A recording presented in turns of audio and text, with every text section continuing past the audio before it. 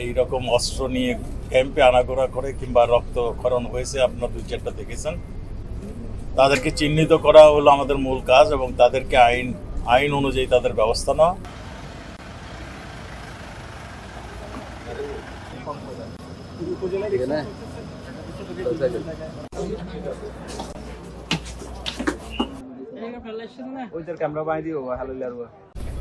যারা নাকি বিতাড়িত হয়েছে তাদের নিজ ভূমি থেকে, তারা সবকিছু ছেড়ে আসছে।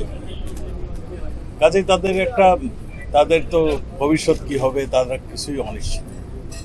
সেই জন্যই আমরা অনেক আগে থেকে বলে আসছিলাম যে এদেরকে তাড়াতাড়ি যদি আমরা রিপাট্রিয়েট না করতে পারি, এখানে অসন্তোষ জাগবে, এখানে ইন্টারন্যাশনাল টেরোরিস্টদের একটা হাব হয়ে যেতে পারে, আর এখানে অস্ত্র ঝঞ্ঝানি হতে পারে, অনেক কিছু হতে পারে। সেই হতে পারার মধ্যে কিছু কিছু আলামত আমরা দেখছি। এখানে কয়েকজন কয়েক লোক মায়ানমারে যারা যুদ্ধ করছে কিংবা অন্য ধরনের কর্মকাণ্ড পরিচালনা করছে, তারাও এখানে তাদের আনাগোনা দেখি। আর সবচেয়ে বড় ভয়ের ব্যাপারটা হলো আমাদের, যেটা আমরা সবসময় ভয় করে আসছি, আমাদের দেশ কোনো ড্রাগ তৈরি করে না, কিন্তু সেখান থেকে ড্রাগ আসতো এবং এই ক্যাম্পের কিছু সংখ্যক লোক এর সঙ্গে জড়িত হয়ে গিয়েছে। আমরা তাদেরকে চিহ্নিত করার চেষ্টা করছি। আর যারা এই রকম অস্ত্র নিয়ে ক্যাম্পে আনাগোনা করে কিংবা রক্তক্ষরণ হয়েছে আপনারা 2-4টা দেখেছেন, তাদেরকে চিহ্নিত করা হলো আমাদের মূল কাজ এবং তাদেরকে আইন অনুযায়ী তাদের ব্যবস্থা নেওয়া।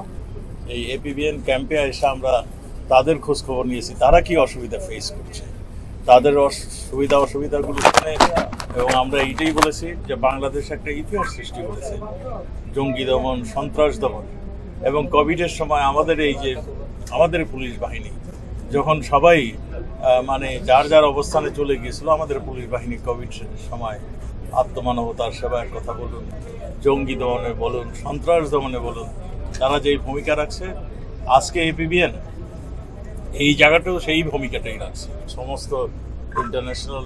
সমস্ত দেশই বলছে তাদেরকে ফেরত যাওয়া। মায়ানমার আপনারা জানেন, ওদের অনেকগুলি এথনিক গ্রুপ যুদ্ধ করছে। এই এখন দেখছেন আরাকান আর্মি যুদ্ধ করছে, আর তাদের আমাদের সীমানার পাশেই দেখবেন চীন রাষ্ট্র বলে একটা ভূখণ্ড রয়েছে, তারা বলতেছে নাকি স্বাধীন।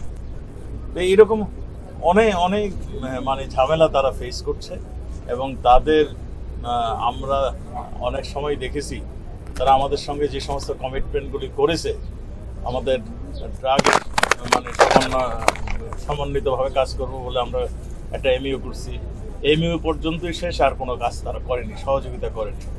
আমাদের এদেরকে ফিরিয়ে নেওয়ার জন্য আমি মায়ানমারে গিয়েছি, সেখানে আমরা একটা এমইউ সাইন করেছি কীভাবে 2017-তে কীভাবে এরা ফেরত যাবে, তার একটা এমইউ হয়েছিল। সেই এমইউ পর্যন্তই শেষ, তারপর কোনো কাজ হয়নি।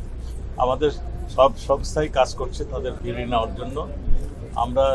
আমরা মনে করি তারা ফিরিয়ে নিবেন, কিন্তু সেই দিন যত দ্রুত হয় ততই আমাদের জন্য মঙ্গল।